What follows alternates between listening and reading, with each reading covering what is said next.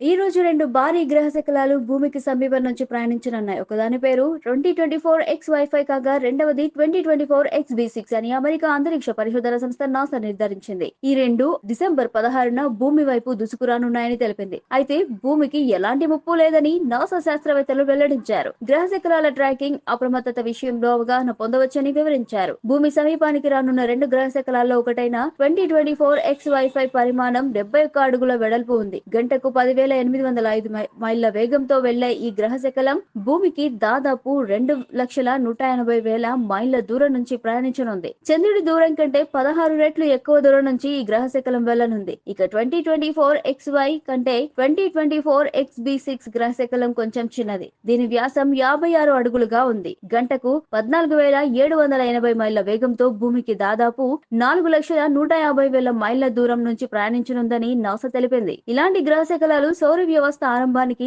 సంబంధించినవని, ఇవి సుమారు 4.6 బిలియన్ సంవత్సరాల క్రితం ఏర్పడ్డాయని నాసా శాస్త్రవేత్త తెలిపారు. ఇలాంటి గ్రహ శకలాలను అధ్యయనం చేస్తే భూమి మూలాలు, విశ్వం చరిత్రకు సంబంధించిన వివరాలు తెలుస్తాయని నాసా శాస్త్రవేత్తలు విశ్వాసం వ్యక్తం చేశారు. కాగా భూమికి సమీపంలో ఉన్న వస్తువులను పర్యవేక్షించడానికి అధునాతన వ్యవస్థలను నాసా ఉపయోగిస్తుంది.